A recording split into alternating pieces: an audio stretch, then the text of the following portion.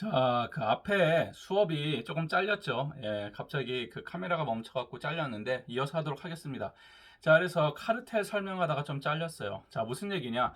공급자들이 공급을 한단 말이야. 공급자들이 공급을 하는데 이 사람들도 자기의 그 힘을 모으겠죠. 그래서 카르텔 같은 걸 형성을 해요. 자, 그러면은 우리 기업이 어떤 게 있냐면은 내가 중간에 있을 때 내가 만약에 어떠한 물건을 만드는 회사다. 그러면 어떤 누구와의 교섭력이 다 필요하다. 교섭력에 따라 달라진다. 공급자나 앞에서 얘기했었던 구매자에 따라서 달라진다는 거예요. 만약에 내가 구매자하고 좋은 관계, 안정적 관계를 맺고 공급자하고 안정적 관계를 맺으면 어떨까요? 내 입장은 우리 회사는, 우리 기업은 잘 운영이 되겠죠. 자, 이걸 병원으로 한번 갖다 놓읍시다. 예, 병원으로 갖다 놓으면은 의료기관이 있어요. 병원이 있어요. 병원이 있으면은 이 병원한테 공급자는 누구예요? 공급자. 쉬운 것부터 할까요? 그러면은 이 병원한테 구매자는 누굽니다. 우리의 병원에서 하는 의료 서비스를 구매해 주는 사람. 환자들이겠죠. 예, 환자들이야. 자, 환자들이 주로 하고 혹은 구매자는 종류가 달라요. 환자들도 개인적인 환자가 있고 만약에 병원 중에서 완전히 대형 병원이 아니라 뭐 중소병원이라면은 어떠한 기관이나 이런 데 있잖아요. 뭐 그 의무적으로 주사를 맞아야 된다고 한다든지 아니면 기업하고 관계를 맺어서 건강검진을 꼭 여기서 받게 한다라든지 뭐 이런 게 있습니다. 이런 사람들이 다 구매자예요. 자, 이런 구매자하고의 관계예요. 자, 이랬을 때 그 구매자들이 우리 주변에 너무 많은 병원, 그러니까 병원이 없어. 우리밖에 없어. 그래서 이쪽 지역은 다 우리가 다 뭐를 한다 그럴까요? 우리가 이 소비자들이 우리 병원 의료 서비스를 다 쓴단 말이야. 그럼 구매자와의 교섭력에서 어떻습니까? 우리가 굉장히 강한 위치를 지니고 있겠죠. 우리 기업이 갖고 있는 게. 그리고 우리 기업이, 우리 병원이 갖고 있는 여러 가지 의료 서비스나 비의료 서비스 자체가 환자들 입장에서 만족을 하더라. 그러면은 좋은 교섭력을 지니고 있는 것이에요. 그런데 구매자의 교섭력이 점점 낮아질 수도 있죠. 여기가 병원이 한 개밖에 없네. 그러니까 어때요? 주변에 다른 경쟁 병원들이 들어선다든지 그러면서 환자들이 봤을 때 우리 맨날 이 병원 갔었는데 여기 말고 다른 병원을 써도 되지 않을까? 뭐 이런 게 생길 수가 있겠죠. 예, 그랬을 때 구매자의 힘이 얼마나 강한지 예, 정보량 뭐 이런 걸 다 파악을 한다는 거예요. 자, 이런 걸 구매자의 교섭력이라고 하고 공급자의 교섭력 같은 경우에는 이런 거죠. 우리 기업이, 우리 병원이 갖고 있는데 우리 병원에다가 약이나 의료 제품이라든지 이런 거를 대주는 또 제약회사가 있다라든지 아니면은 뭐 의료기기 회사들이 있단 말이에요. 그렇죠? 근데 이런 사람들이 만약에 아주 귀한 약이야. 그래서 교섭력을 강하게 맺어서 우리한테 약을 제때제때 공급을 해주지 않는다라든지. 자, 이랬을 때는 뭐가 돼요? 그러면은 그 문제가 발생을 하겠죠. 이런 거 똑같이 병원에서도 나타난다라는 거예요. 그래서 이런 걸 갖고 어떤 식으로 우리가 대응을 할 것인지, 자, 이런 걸 생각을 해보실 필요가 있습니다. 자, 그 다음에 어, 어떠한 경영학에서 보면은 산업에 대한 정의가 이제 들어가야 되겠죠. 우리 산업에 대한 정의가 있고, 그러면 이 산업은 어떤 전략 집단으로 구성되어 있느냐, 이것을 먼저 파악하게 되어 있습니다. 자, 산업이라는 의료 산업이 있고, 의류 산업이 있고, 그렇죠. 자동차 산업이 있고, 선박 산업 이렇게 산업이 많잖아요. 당연히 그걸 누가 봐도 알지 않나요? 아니요, 그렇지가 않아요. 그러면 의료 산업에서 다 똑같은 의료 산업인가요? 아니죠. 다 다르다는 거예요. 세분화 분석이 필요하고 교차 탄력성이 낮은 산업들로 산업이 분류가 됩니다.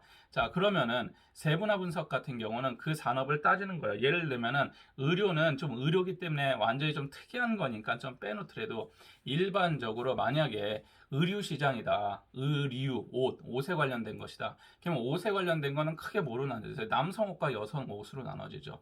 남성복, 여성복으로 나눠진단 말이야. 세분화를 통해서 남성복, 여성복. 그 중에서 또 뭐가 나눠져요? 애기들 옷들도 있고, 그쵸? 나눠지고, 그 옷도 따지면은 되게 포멀한 옷으로 진행이 되든지 아니면 인포멀한, 그러니까 저기 뭐죠? 막 그냥 이렇게 캐주얼한 옷이 있고 굉장히 정장 같은 옷이 있고 다 다르다는 거예요. 또 그 중에서도 고가 브랜드가 있고 저가 브랜드가 있고 자 이래요. 이렇게 해서 산업을 일일이 다 세분화시켜서 쪼갭니다. 쪼개는 기준은 교차 탄력성이 낮아야 돼요. 교차 탄력성이 낮다라는 거는 두 개가 겹치는 게 없다라는 거예요. 예를 들어서 남성복하고 여성복은 교차 탄력성이 높아요, 낮아요? 매우 낮은 거죠. 같은 의료 분야지만 매우 낮은 산업이에요. 왜요? 남자가 여자 옷 입을 수도 있겠지만 아주 독특하게 몇몇만 입을 것이고 여자가 남자 옷을 아주 몇몇 극소수만 입을 거란 말이에요. 그렇기 때문에 두 개가 같이 경쟁하는 시장이라고 볼 수는 없어요. 같은 의류 시장이지만. 그렇죠? 그래서 이 교차 탄력성이 낮은 산업군으로 산업을 쪼갭니다. 다르다는 거예요. 쉽게 하면은 이 산업을 나눈다는 거는 곧 이 산업이 뭐가 또 달라진다? 시장이 달라진다는 뜻도 돼요. 예. 그러니까 그렇게 세분화시킨 거에 따라서 무엇인가의 전략이 들어간다든지 이렇게 진행이 돼야지 무턱대고 그냥 이렇게 진행이 돼 갖고 되지는 않는다라는 것을 의미한다고 이해하시면 될 것 같습니다. 자, 그러면은 산업이 정해졌어요. 그럼 의료는 어떠냐? 어떤 식으로 나눌 수 있느냐? 자, 세분화 분석을 통해서 하는데 의료도 거의 뭐 의료 서비스하고 다 똑같지 않나요? 그런데 의료도 어떤 식으로 나눌 수가 있죠? 1차, 2차, 3차처럼 무엇인가가 교차 탄력성이 좀 낮아요. 같은 의료 서비스이긴 하지만 분명히 오는 환자나 환자의 스타일이 다 틀리죠. 예, 1차 의료기관에 오는 사람들하고 3차 의료기관에 오는 사람들하고는 다르단 말이에요. 쉽게 해서 의원에 가는 환자들하고 종합병원, 상급 종합병원에 가는 환자들은 질병의 성향도 틀리고, 이용 패턴도 틀리고 무엇인가가 다른 서비스가 된다는 거예요. 일반적으로 의원은 어떤 거죠? 걸어서 들어오는 환자죠. 외래 환자들이 다예요. 입원 환자가 거의 없다고 보시면 됩니다. 하지만 그 일명 우리가 말하는 종합병원, 상급 종합병원은 어때요? 외래 환자도 있지만 주로 무슨 환자들이 많죠? 입원 환자들이 많단 말이야. 응급 환자들도 있고요. 그렇죠? 이게 같은 의료 서비스처럼 보이지만 분명히 다른 모습을 띠고 있다는 거면 다른 산업군으로 쪼개야 돼요. 그래서 다른 산업군이기 때문에 쉽게 하면은 우리 경쟁자가 나는 의원을 하고 있는데 내 동네에서 내과 의원을 하는데 나의 경쟁자는 삼육 서울병원이야. 말이 돼야 안 돼요. 되지 않는다는 거예요. 그거는 같은 시장에서 싸우는 게 아니에요. 다른 시장에서 싸우는 거예요. 그러니까 그런 식으로 해서 전략을 짤 수는 없겠죠. 그럼 내가 동네에서 내과 의원을 하면은 나하고 같은 산업군에 들어가 있는 건 뭐예요? 우리 주변에 있는 내과 의원들이에요. 근데 내과만 들어갈까요? 아니죠. 내과에서 하는 질환을 공통으로 보는 병원들이 들어가죠. 이비인후과도 들어갈 수 있고 소아과도 들어갈 수도 있고 들어갈 수가 있다는 거예요. 그런 식으로 했을 때 이것을 어떤 산업군으로 묶을 것이냐가 처음에 들어가야 됩니다. 그러니까 정확하게 나는 어느 산업에서 지금 일하고 싸우고 있고 그리고 나의 경쟁자는 누군지 판단하기 위해서 필요한 게 이 산업이라는 산업의 정의가 먼저 들어가야 된다는 거예요. 자, 그 다음에 등장하는 게 전략 집단입니다. 어느 한 산업에서 유사한 전략을 추구하는 기업들의 집단이에요. 예를 들어서 의료는 좀 그러니까 좀 더 쉬운 걸로 할게요. 의류 시장 중에서 의류에서도 신발로 갑시다. 신발로 갔을 때 예를 들어서 나이키나 아디다스 이런 사람들 같은 브랜드 신발 브랜드가 있죠. 그리고 저기 어디요? 시장에서 파는 잘 브랜드를 들어보지 못한 또 신발들이 있어요, 실제로. 이렇게 유명 뭐 스포츠 브랜드들이 있고 그렇지 않은 브랜드들이 있죠. 뭐 유명 스포츠 브랜드 나이키, 아디다스, 퓨마 뭐가 있을까요? 언더아머도 요새 만들기도 하고 뭐 아식스, 프로스펙스 이런 게 있죠. 이런 대기업 위주의 어떠한 브랜드화 되어 있는 이렇게 했을 때 한 사람에서 유사한 전략을 쓰는 기업들의 집단이 있단 말이에요. 이런 거는 대기업이어서 전략 집단이 같은 전략 집단을 보는 게 아니라 유사한 전략을 쓰기 때문에요. 예를 들어서 이렇게 봅시다. 페이퍼 플레인이라는 그 신발을 만드는 회사가 있어요. 한국에. 페이퍼 플레인이라는 그 운동화를 만드는 회사와 나이키라는 회사하고 같은 전략 집단이라고 볼 수 있느냐? 같은 산업군에 물론 있지만 트레이닝화를 만들지만 다르다고 보는 거예요. 이유는 뭐죠? 여기는 큰 기업이라 여기는 작은 기업이 아니에요.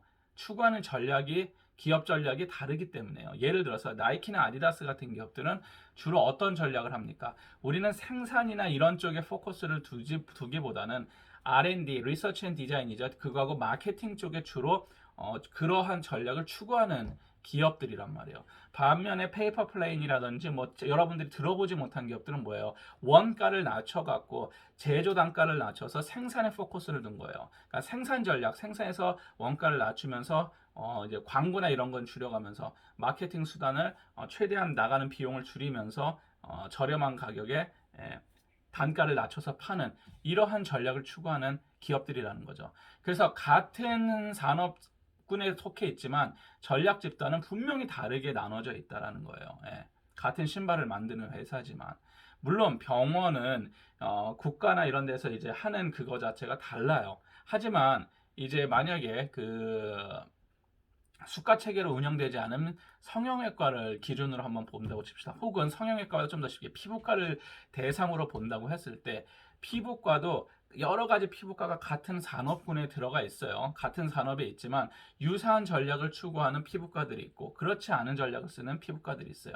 예를 들어서 뭐 어느 피부과는 솔직히 무슨 전략이냐면 가격 전략 위주로 짜여져 있는 집단이 있다고 칩시다. 이 가격 전략은 뭐냐면 한 명 오면 한 명 싸게 해주겠다 뭐 이런 식이에요. 그러면 다른 피부과보다 좀 더 싸게 한다라든지 대신 조금 싼 약을 쓴다든지 이러한 집단이 있는 반면에 어느 집단 같은 경우는 훨씬 더 비싼 가격에 뭐 비싼 지역에 위치하고 비싼 가격으로 하면서 뭐 연예인이나 이런 사람들을 잡고 이제 간접 광고를 한다든지 이러한 집단들이 있을 수가 있다는 거예요.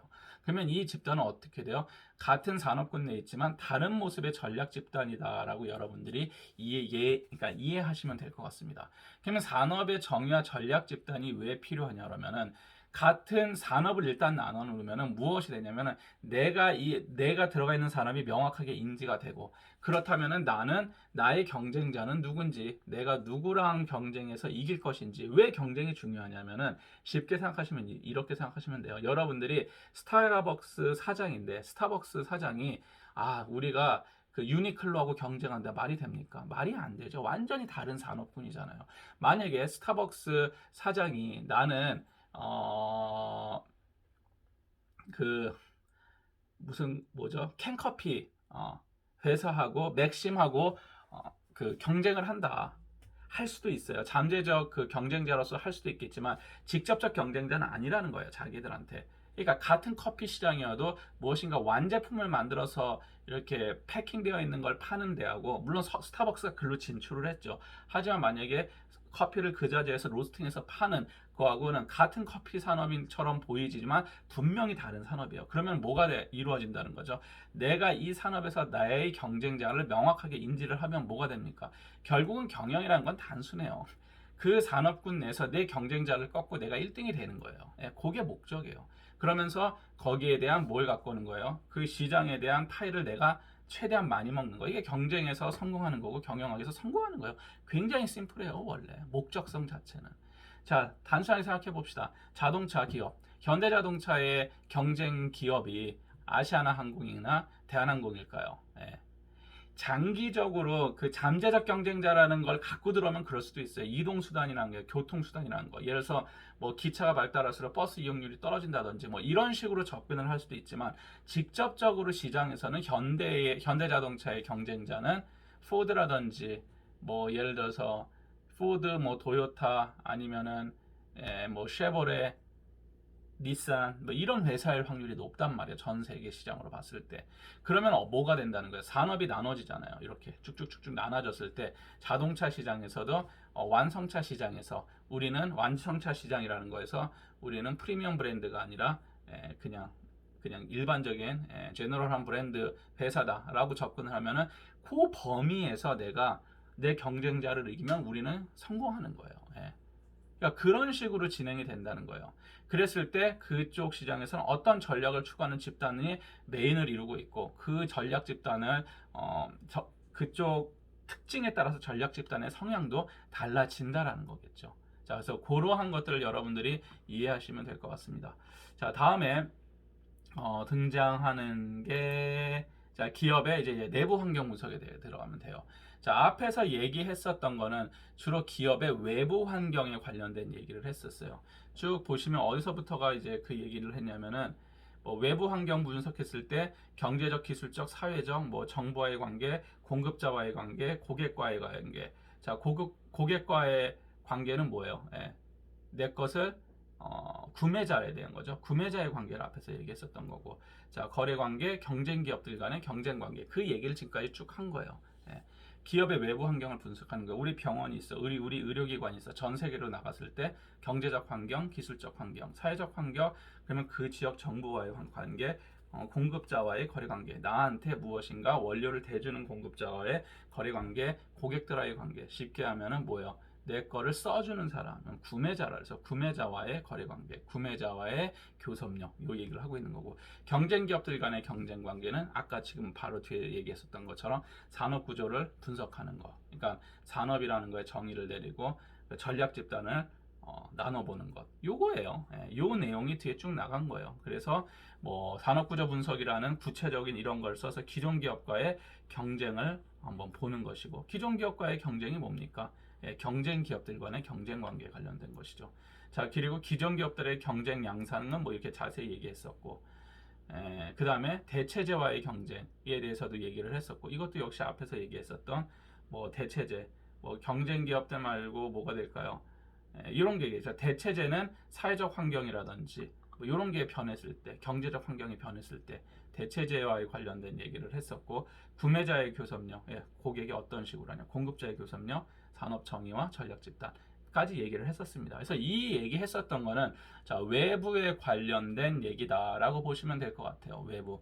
자, 그래서 외부에서 우리 기업의 외부에, 그러니까 결국 외부는 뭐예요? 사회 경제적인 그러한 중립적인 환경이 있고, 두 번째는 어때요? 경쟁자의 관계죠. 나의 직접적 경쟁자와의 관계, 그리고 나한테 물건을 대주는 공급자와의 관계, 그리고 내 물건을 사주는 구매자와의 관계. 자, 이렇게 나눠서 보시면 될 것 같아요.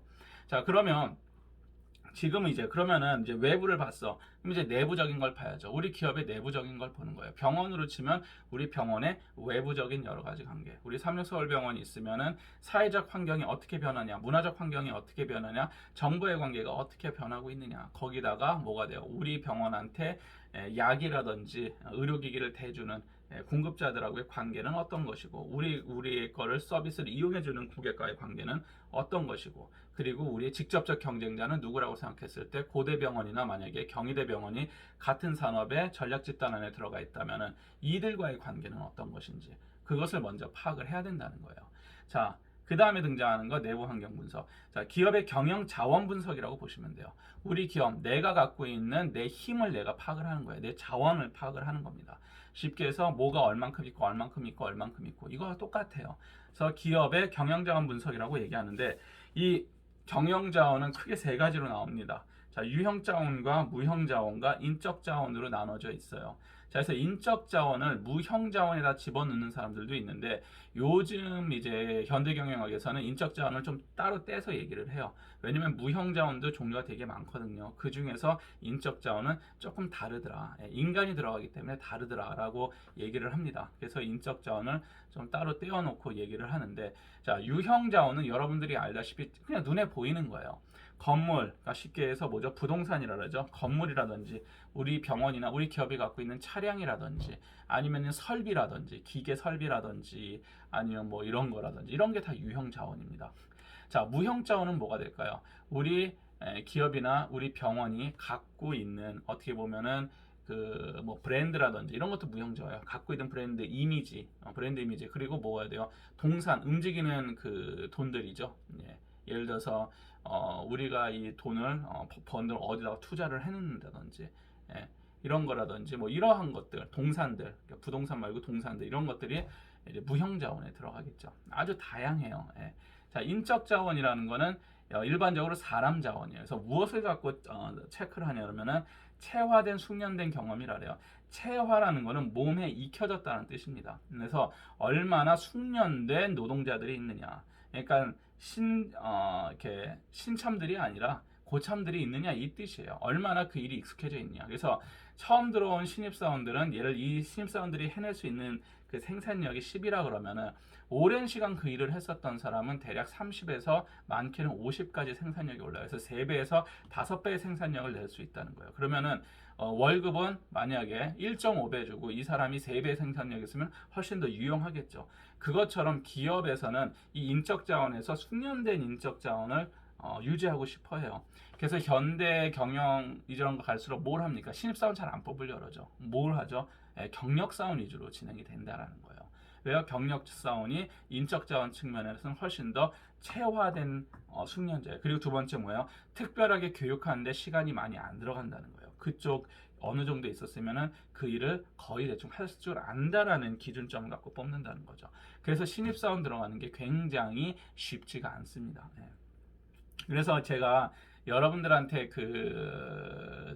취업이나 관련된 얘기를 할 때 이런 얘기를 많이 하죠. 일단 뭐 이상한 데를 들어가면 안 되겠죠. 그런데 어쨌든 간에 시작을 하는 게 훨씬 더 유리하다는 얘기를 많이 해요. 학생들이 뭐 얘기를 하면은 제가 뭐 좀 더 뭐뭐 하다가 한다는데 제가 이렇게 지금까지 살아오고 그래서 느낀 거고 뭐 경험이고 이런 걸 보면은 우선은 어느 정도 되면은 거기에서 경력을 쌓으셔야 돼요. 그래야지 그 경력을 갖고 무엇을 할 수가 있습니다. 그게 뭐냐면 이 기업에서 경영학적으로 보면 기업에서 인적 자원을 뽑는 데 기준점이 되기도 해요. 숙련된 사람들을 원하기 때문에. 자, 그래서 어쨌든 기업의 내부 환경은 이러한 것을 갖고 분석을 하는 거예요. 그럼 우리 기업이 갖고 있는 유형 자원은 어떠냐, 무형 자원은 어떠냐, 인적 자원은 어떠냐. 자, 그런데 주의할 점은 여기서 자원을 분석을 하는데 이 자원을 두 가지 방식으로 나타낼 수가 있겠죠. 첫 번째 방식이 뭡니까? 자, 기술적 통계라고 통계로 치면 기술적 통계인데 뭐야? 기술하는 거예요. 그래서 우리가 갖고 있는 부동산이 전제 뭐 시가로 어느 정도고 몇 평 위치는 어디 이렇게 하는 거. 그냥 말 그대로 드라이하게 있는 그대로서 정리하는 거. 이런 식으로 해갖고 할 수 있고. 근데 분석은 그게 아니죠. 이건 정리에 불과하죠. 자, 분석이라는 것은 이걸 갖고 무엇인가의 아웃풋을 뽑아낸다는 거야. 그 정보를 가지고. 그러면 만약에 여러분들이 내부 환경 분석하면은 정리 정도로 생각하는 사람들이 많아요. 우리가 갖고 있는 자동차는 몇 대, 이거의 가치는 얼마, 우리가 갖고 있는 건물은 얼마, 뭐 이렇게 하는데 이거 당연히 필요해요. 기술적인 거 필요하고 우리가 갖고 있는 무형 자원은 이런 뭐뭐 종류가 있고 이것은 얼마, 뭐 이것은 앞으로 어떻게 돼, 뭐 이런 게 이거는 당연한 거고 인적 자원도 마찬가지고.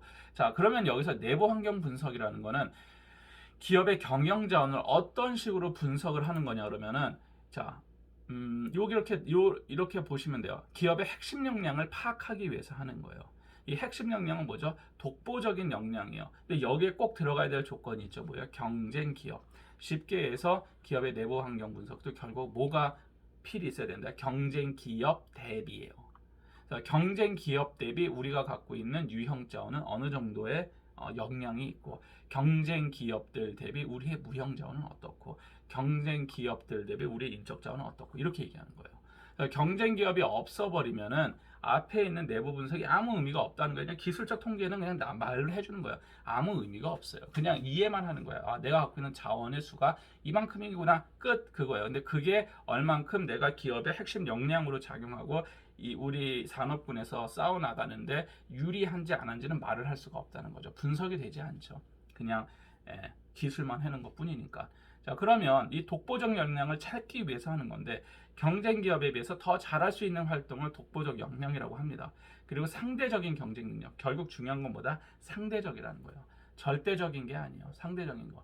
예를 들어서 삼육서울병원이 지방의 어떤 병원보다는 독보적인 거의 대부분이 독보적일 수가 있어요. 역량 자체가. 반면에 삼육서울병원이 서울 아산병원이라든지 삼성병원하고 비교해서 독보적 역량이 많이 줄어들 확률이 높습니다. 자, 이런 것처럼 독보적 역량은 뭐에 따라서 변하냐 그러면은 경쟁 기업에 따라서 변하게 된다라는 거예요. 내가 갖고 있는 인력이 대단한 줄 알았단 말이에요. 대단한 줄 알았는데 내가 만약에 동네에서 싸우면 대단하겠지만 전 세계적으로 봤을 때는 별 볼 일 없는 능력이야. 독보적 역량이 아니에요. 그래서 시장을 파악하고 내가 누구랑 싸우고 누구랑 경쟁하는지를 항상 제가 경쟁자 위주로 얘기하는데 그것을 파악해야지 내부 분석이 정확히 이루어질 수 있더라. 자, 그러면은 핵심 역량을 파악하기 위해서 어떠한 방식을 쓰냐면 이건 당연히 경쟁을 기본으로 하고 가치 사슬이라는 거 영어로는 value chain이라고 그래요. value chain. 그래서 VC라고 얘기를 하는데 value chain을 조직상의 능력이라는 표현을 쓰죠. 그러니까 내가 갖고 있는 우리 기업의 내부적인 거에서 어떠한 능력이 있느냐를 만들어내는 거예요. 자, 이거는 누가 만들었냐면은 이것도 마이클 포터 교수가 이제 처음에 만들었어요. 오래된 모델이긴 합니다. 그래서 그 기업의 내부적인 영향은 파악을 하려면 핵심 역량 분석이라고 해서 가치 사슬을 따라서 하면 된다. 그러니까 여러분들이 이 가치 사슬은 반드시 알아두셔야 돼요. 산업구조 분석 가치 사슬은 경영학의 가장 기본적인 사항이에요. 무엇을 하던 간에 앞에서 얘기했었던 산업구조 분석과 가치사슬, 밸류체인은 기본적으로 경영학 수업을 들었으면 알고 있어야 되는 이론이고 사항이에요. 무슨 경영학을 하던, 병영 경영학을 하던, 호텔 경영학을, 제너럴 매니지먼트, 일반 경영학을 하던 기본이라는 거예요. 기본 틀. 자, 그러면은 가치사슬, 밸류체인, 조직상의 능력은 어떻게 되냐? 크게 두 가지로 나눕니다. 크게 보조활동과 주활동으로 나눠요. 우리 기업이 하고 있는 보조 활동과 주 활동. 쉽게 하면 우리 기업의 안에 있는 여러 가지 유형적 자원, 무형적 자원, 인적 자원을 다 통합시켜서 보여주는 저기 하나의 그 도표겠죠. 도표? 하나의 모델이겠죠. 모델. 자, 보시면 주 활동 같은 경우 주 활동부터 할게요. 그럼 기업이 하는 메인 활동, 주 활동은 무엇이 있느냐? 자, 구매, 재고 보유, 원자재 관리예요. 그러니까 뭐예요? 나한테 공급자하고 앞에 얘기했었던 공급자와의 교섭력에 관련된 얘기겠죠. 그건 외부지만 내부적으로 봤을 때는 그러면 우리 기업에서 구매 능력, 우리가 갖고 있는 구매 부서의 인력이라든지 우리가 갖고 있는 현찰 자금이라든지 아니면 구매를 했을 때 재고를 받았을 때 쌓아놓을 수 있는 창고의 존재의 유무라든지 창고의 사이즈라든지 다 섞여 있는 거예요. 앞에 있었던 게. 자, 이게 주 활동의 구매, 재고 관리, 원자재 관리에 있어요. 그러니까 쉽게 해서 구매 부서. 병원에서도 굉장히 중요한 파트죠. 구매 관리 파트가. 그래서 책에서 아예 한 챕터가 나눠져 있는 거예요. 구매 파트가. 자, 두 번째가 뭡니까? 그 구매한 것을 갖고 뭘 합니까? 기업이 생산을 하죠. 생산하는 단계. 자, 병원으로 치면 뭐가 돼요? 생산이 환자를 치료하고 의료 서비스를 제공하는 것. 이것을 생산 단계라고 얘기를 합니다. 자, 주활동 생산 단계를 해요. 그럼 생산 단계에서 내부 경쟁력, 그러니까 내부 분석을 할 때 어떻게 돼요? 생산을 하기 위해서 우리 기업이 갖고 있는 기계라든지 이런 게 뭐가 됩니까? 유형적 자원이 되겠죠. 생산을 위해서 우리 기업이 갖고 있는 돈이라든지 돈이 있어야지 기름도 사서 쓸 수 있을 거 아니에요. 이런 거라든지 여러 생산에 필요한 생산에 아주 특화된 노동자라든지 자 생산에 관련된 거예요. 무엇인가를 구매해서 생산을 하고 그리고 입고하고 물려고 모든 게 다 이루어지지는 않아요. 어떤 기업들은 구매 재고 보유가 없는 기업들도 있고 어느 기업은 생산이 없는 기업도 있어요. 하지만 일반적으로 만드는 주 활동에 대해서 얘기하는 거예요. 생산 활동이 있고 그리고 입고 및 물류 활동 뭐예요? 자, 생산하고 무엇인가를 유통시키고 그리고 어떻게 돼요? 판매하고 마케팅을 하고 그리고 AS 서비스 이런 식으로 이제 주 활동이에요. 이거는 뭐예요? 내가 아까 말로만 설명했지만 그 수직적인 그 관계에 대해서 얘기를 하고 있죠. 어떤 기업들은 이 처음부터 끝에까지 이 주 활동을 다 하는 기업들이 있고 어떤 기업들은 여기서 2개만 하는 기업들이 있고 그렇죠. 어떤 기업들은 1개만 하는 기업들이 있습니다. 근데 삼성 같은 데는 다 하겠죠. 그리고 어떤 데는 공장이라고 해더라도 그 공장도 어떻게 구매하고 생산하는 것까지 하죠. 그리고 물류까지도 하겠죠. 이 뒷부분은 없을 수도 있는 것이고 어쨌든 간에 기업이 하는 주 활동은 이렇게 나눠져 있어요. 자, 그러면 이 주 활동 이외 활동들은 뭐라냐면 보조 활동이라고 합니다. 그래서 일반적으로 이 보조 활동은 뭐냐면은 주 활동을 서포팅 해주는 거, 도와주는 활동이라고 보시면 될 것 같아요. 자, 하부 조직 활동, 기업 재무, MIS, 법률 서비스 이렇게 되는데 하부 조직 활동에서 조직 밑에서 조직을 도와주는 활동이에요. 기획하고, 그러니까 사람들이 이제 일반적으로 기업의 보조 활동 쪽에서 일하기를 많이 하고 싶어하죠. 근데 이건 원래 기업의 보조 활동이에요. 주 활동은 아니에요. 법률적인 서비스를 법무팀, 기획팀, 아니면은 재무팀, 아니면 관리부서라든지 이런 거. 그런 것들이 있고 아니면 기술 연구라든지 개발이나 디자인 R&D라 그러죠. 이런 것들이 다 뭐 하는 거예요? 요거를 서포팅 해주기 위한 활동이라는 거예요. 보조 활동. 그리고 인적 자원 관리 인사과죠. 휴먼 리소스 매니지먼트 인사과 관련된 이거 다 보조 활동이에요. 그래서 이러한 활동들이 합쳐져서 마진을 만들어내는 겁니다. 자, 그러면 여기서 핵심 역량을 파악한다는 건 뭐냐면은 우리 기업이 다른 기업들과 비교했을 때 어떤 쪽에서 우리가 핵심 역량을 갖고 있느냐를 분석을 하는 거예요. 그래서 우리 기업이 만약에 구매부터 이쪽까지 삼성이라고 칩시다. 그래서 구매부터 대리점 지원까지 올 다 하는 주 활동을 다 하고 있는데 우리 기업은 경쟁 활동하고 어느 쪽에서 강력한 힘을 가지고 있느냐죠. 있느냐예요. 그랬을 때 만약에 우리가 판매 마케팅 쪽에 힘이 세다. 그러면 추후에 이 기업이 우리가 제일 약한 건 만약에 생산이다. 그러면 생산을 지워버리고 판매 마케팅에다 올인할 수도 있고 이런 식으로 이제 기업이 돌아간다는 거예요. 핵심 역량을 파악하면은 그 다음부터 전략이 나와요. 우리 핵심 역량을 강화시키고 우리가 약한 부분을 외주로 준다든지 아웃소싱을 준다든지 이런 전략을 쓸 것이냐, 이런 식으로 답이 나온다는 거예요. 그리고 우리 기업이 주 활동이, 근데 주로 여기서 말하는 핵심 역량이라는 거는 주 활동을 보는 거예요. 주 활동을. 주 활동.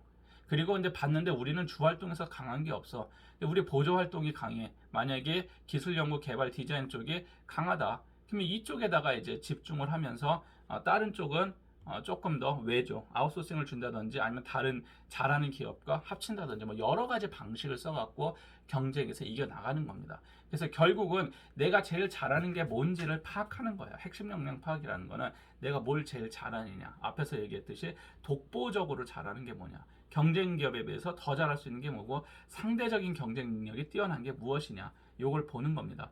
자, 그래서 그러면은 내가 이런 게 있어요. 우리 기업이 만약에 옷, 신발이나 이런 옷을 파는 이제 스포츠 브랜드라고 칩시다. 스포츠 브랜드인데 보니까 쭉 보니까 우리 기업이 다른 데보다 잘하는 게 요걸 잘해. 그 법률 서비스가 우리가 우리 사장님 아버지가 만약에 뭐 유명한 뭐 부장검사다 그래서 법률 서비스를 아니면 로펌 대표다 그래서 법률 서비스는 딴 데보다 훨씬 싸게 잘할 수가 있어. 이게 우리의 핵심 능력인 것 같아. 앞에서 말했잖아요. 상대적으로 경쟁력이 높은 게 뭐냐? 법률 서비스야. 그런데 옷 만드는 기업에서 법률 서비스가 핵심 역량이면 중요합니까? 중요하지 않습니까? 아주 그러니까 중요하더라도 정말 핵심이 될 만한 능력은 아니라는 거죠. 법률 서비스가 경쟁 우위에서. 그랬을 때 이런 거는 불필요한 우위에 쓸 수가 있는 거예요. 필요치 않은데 특별히 잘해. 이렇게 될 수도 있는 거예요. 자, 그래서 이거를 ISP 분석이라 그래서 보통은 4사분면에 쪼개 갖고 얘기를 합니다. 자, 4사분면에 쪼개서 뭘 하냐면은 하나는 중요한 거. 만약에 위로 가면 이거는 이제 제가 실강에서 보여드렸는데 하나는 위쪽 뭐 올라가는 건 중요한 거. 세로는 중요성. 가로는 뭐 예를 들어서 잘하든지 못하든지 우리 기업의 경쟁적인 이 시장에서 우리 기업의 능력이라고 칩시다. 자, 그러면은 봤는데 예를 들어서 이런 게 있죠. 법률 서비스 같은 거 우리 뭐예요? 능력이 있어. 잘해. 오른쪽이죠. 잘 이렇게 이쪽으로 간다고 쳐요. 잘해. 근데 더 좋으려면 이게 중요해. 그래서 요쪽 1사분면에 끼면은 뭐가 돼요? 아주 좋은 능력이에요. 그런데 잘하는데 중요치 않은 영역에 있으면 그게 뭐가 돼요? 불필요한 우위 영역이 되는 거예요. 그럼 이거에다가 에너지를 쓸 필요가 없다라는 겁니다. 필요하지도 않은데 우위에 있는 영역이에요. 자, 그러면 이거는 어떻게 해요? 그냥 가져가면 돼요. 딴 영역을 발전시켜야 되겠죠. 핵심 역량 영역이라는 거는 중요하기도 하면서 우리 기업이 잘하는 영역이에요. 그럼 핵심 역량이에요. 그러면 이거는 어떻게 돼요? 더 키워야 되겠죠. 예를 들어서 스포츠 브랜드를 하는데 디자인이 우리가 특출나게 좋더라. 그러면은 뭐예요? 핵심 역량 보조 활동에 들어가긴 하지만 이거 자체가 핵심 역량 영역에 들어갈 수가 있다는 거죠. 그랬을 때 이 핵심 역량 영역은 계속 강화시킬 것이고 주요 약점 영역이라는 거는 중요한데 우리가 못하는 거예요. 이게 약점이에요. 그래서 이것을 잘하게 만들어 줘야 된다는 겁니다. 그래서 중요도 경쟁 우위 분석이라는 거는 자, 모든 걸 다 잘하는 게 아니에요. 중요하지 않은 건 잘할 필요가 없어요. 그래서 분석을 해서 우리 시장하고 우리 경쟁자 비교했을 때 중요한 게 뭔지를 먼저 파악을 하고 그리고 잘하는 것부터 내가 못하는데 중요치 않은 걸 잘 못해. 괜찮아. 그런데 중요한데 잘 못해. 그럼 그거는 평균 수준으로 높여줘야 되겠죠. 더 잘할 필요는 없어도 평균 수준은 맞춰줘야 돼요. 자, 그래서 이러한 게 중요도 경쟁 우위 분석이라고 합니다.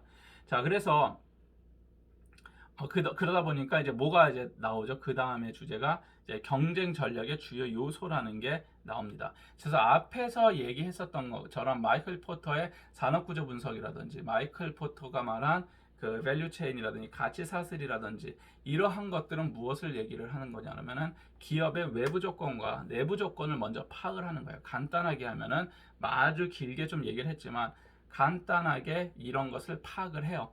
파악을 한 다음에 어떻게 돼요? 이런 거에서 이해를 하는 거예요. 그러니까 적을 알고 나를 알면 뭐라 그래요? 백전백승이 아니라 백전불패라죠. 이기진 못해도 지진 않는단 말이에요. 그것처럼 환경을 파악을 하는 겁니다. 내외부 환경을 냉정하게 이렇게 판단을 하는 거죠. 판단을 한 다음에 내가 과연 한정된 자원을 어디다가 집중적으로 투자할 것이냐. 내가 한정된 자원을 중요한데 내가 나름 경쟁에서 우위에 쓰는 부분에다 투자할 것이냐, 아니면 이거 우위에 쓴 건 계속 유지될 것 같아. 그런데 중요한데 내가 약한 부분이 있으면은 투자를 해서 이만큼 올려놓을 것이냐, 이런 거예요. 근데 아무 생각 없이 예를 들어서 이거예요. 떡볶이 가게를 하고 있는데 내가 암만 생각해도 그 떡볶이 가게가 우리 집이 잘 안 되는 것은 이 분위기가, 떡볶이 집의 분위기가 어두워서 안 되는 것 같아. 예. 그래서 밝게 인테리어를 싹 바꿨다. 이렇게 내 생각으로 하면 어떻게 된다? 망한다는 거예요. 그렇게 되는 게 아니죠.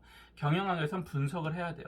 그래서 이거를 뭐 설문을 통한 분석을 한다든지 전문가 집단을 통한 분석을 한다든지, 분석을 통해서 강점, 약점을 먼저 다 나눠놔야 돼요. 앞에서 얘기한 것처럼 중요성도 나눠놓고 맛, 뭐 양, 맛과 양과 가게 분위기와 서비스를 다 나눠놔요. 다 나눠놓은 다음에 우리는 그러면은 우리 가게는 어디에 우리 위치가 있느냐를 먼저 파악을 해야 되겠죠. 그래야지 중요한 것을, 중요한데 내가 신경을 못 쓰던 거를 높여갖고 중요하게 만드는 그런 과정이 있어야 된다는 겁니다. 자, 그랬을 때 성공할 수가 있겠죠. 기업 전략 자체가. 자, 그러면 결국은 이렇게 하는 거는 뭐냐면은 경쟁에서 이기기 위한 거예요. 자, 의료기관도 마찬가지입니다. 병원 경영학 말하죠. 병원 경영학을 하는 이유가 뭐예요?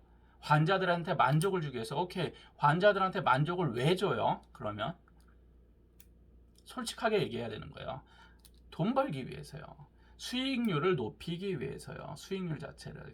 그 병원도 이제는 경쟁 체제이기 때문에 무엇인가가 경영학적 관점에 투입이 되지 않고서는 유지할 수가 없다라는 거예요. 그냥 무료로 하는 공공 서비스가 아니잖아요. 예. 돈을 벌어야 되잖아요. 수익을 내야 되잖아. 그렇기 때문에 수익 때문에 하는 겁니다. 그러면 어떻게 해야 돼요? 경쟁에서 이겨야 된단 말이야. 그래서 병원에서도 이 강한 이 경쟁 사회에서 이기기 위해서 경영학이라는 게 들어온 것이고, 여러분들이 배우는 것도 결국은 이러한 것이고, 지금 하는 거는 책에는 나와 있지 않아요. 이 책은 그냥 병원 경영학에서 챕터별로만 이렇게 쭉쭉쭉 나열했지 가장 근본적인 경영학에 대한 이론이 다 빠져 있단 말이에요. 그렇기 때문에 그 이론 부분을 지금 하고 있는 겁니다. 예. 이렇게 뭐라 그래야 되죠? 저 책에 나와 있는 거는 그냥 병원에 있는 실상이나 이런 걸로 이해하시면 좋을 것 같고, 자, 그래서 어쨌든 간에 그러한 것이고, 지금까지 우리가 앞에서 외부 환경, 내부 환경에 관련돼서 쭉 얘기를 했었고, 지금은 이제 앞으로는 다음 시간이 될 것 같은데, 다음 시간에는 그러면 이 경쟁을 어떻게, 구체적으로 경쟁 전략을 어떤 식으로 할 것이냐, 이 얘기를 하려고 합니다. 자, 그러면 여기까지 저희가 잠깐만요. 시간이 좀 더 할 수 있겠네요. 좀만 더 하고 마치도록 하겠습니다. 앞에 좀 짧아서 이 뒷부분을 좀 더 길게 하는 게 좋을 것 같아요. 중간에 잘려서. 자, 경쟁 전략의 주요 요소 간단히만 얘기하고 마치도록 할 텐데, 자, 경쟁 전략을 한다는 거는 결국 뭐냐면 경쟁 우위를 만드는 것이에요. 그리고 두 번째는 뭐다? 유지를 시키는 것이다. 만들고 끝나면 안 되죠. 내가 경쟁에서 1등이 됐어. 1등이 됐는데 한 번 1등하고 난 만족했구만 할 거야. 이게 아니죠. 1등을 해서 계속 1등을 유지해야 되겠죠. 그래서 경쟁 전략의 핵심은 중간에 있는 것처럼 경쟁 우위의 창출 및 유지를 목적으로 한다라고 이해하시면 될 것 같습니다. 자, 그러면 어떠한 것들이 경쟁 우위를 창출시키고 유지시키느냐라고 얘기하면은 산업구조 및, 우리 산업구조 분석했었죠. 앞에서 얘기했었죠. 자, 환경에 관련된 얘기, 마이클 포터의 산업구조 분석을 통해서 환경에 관련된 얘기, 정치적 환경, 경제적 환경, 문화적 환경, 뭐 사회적 환경, 이런 환경도 있었고, 그리고 뭐예요? 공급자의 교섭력, 그리고 구매자의 교섭력, 내 물건을 사주는 사람, 내한테 재료를 대주는 사람, 그리고 그 시장에 나의 기존 경쟁자와의 관계, 더 나아가면은 미래의 경쟁자의 관계도 있는데, 그러한 것들이 산업 구조를 분석하는 것이에요. 그리고 경쟁의 특성과 소비자의 수요에 대한 이해가 필요하더라. 산업 구조 분석을 통하면 당연히 경쟁 특성, 소비자 수요 분석에 대한 게 이해가 되겠죠. 뒤에 나오잖아요. 이 산업은 어떤 산업으로 있고 전략 집단은 어느 식으로 짜져 있고, 이런 게 다 뭐예요? 경쟁 특성과 이런 소비자 수요에 관련된 거를 이해하기 위한 작업이라고 보시면 됩니다. 두 번째, 경쟁사의 경영자원, 조직 문화, 리더십 및 전략을 이해하는 거예요. 경쟁사에 대한 것을 이해하는 거죠. 이거는 앞에 있었던 거, 그런 거, 그리고 경쟁사, 나와 경쟁하는 회사들은 경영자원이 어떤 게 있고 조직 문화, 리더십은 어떻게 되어 있느냐. 자, 우리 회사, 자, 우리 회사의 경쟁 자원 및 핵심 역량, 조직, 기업 문화, 리더십을 보는 거예요. 그래서 우리 기업은 어떻고, 그러니까 나도 알고 우리 시장에서 싸우는 경쟁자들도 알고 그리고 전반적인 그 시장을 둘러싸고 있는 환경을 이해하고 자, 이렇게 돼서 경쟁에서 우위를 창출하고 유지를 하는 겁니다. 이렇게 이해하시면 될 것 같아요. 자, 그래서 뭐 예를 들면 병원만 하나 예를 들게요. 삼육서울병원이 경쟁 우위 창출 및 유지를 하겠다. 그럼 우리 기업 삼육서울병원이 갖고 있는 시장 범위를 쪼개야 되겠죠. 우리는 상급 종합병원이고 우리 시장에는 아주 강력한 경쟁자들이 존재를 하죠. 자, 이랬을 때 산업 구조는 어떤 식으로 되어 있고 경쟁의 특성과 소비자의 수요 이 의료기관의 경쟁은 어떤 특성을 지니고 있냐를 파악해죠. 일반 기업하고는 분명히 차이가 있죠. 자, 그리고 소비자의 수요. 자, 소비자들이 상급 종합병원을 어떤 식으로 오는지에 대한 수요. 그리고 경쟁사의 경영자원. 우리 병원과 경쟁 병원들은 어디가 있을까 파악을 해야 되겠죠. 경희대 고대만 있어요? 아니죠. 서울에 있는 모든 상급 종합병원들이 경쟁사가 될 수가 있겠죠. 자, 그리고 우리의 자원에 대한 분석을 한다든지. 자, 요런 식으로 해갖고 여러분들이 이해하시면 될 것 같아요. 자, 그래서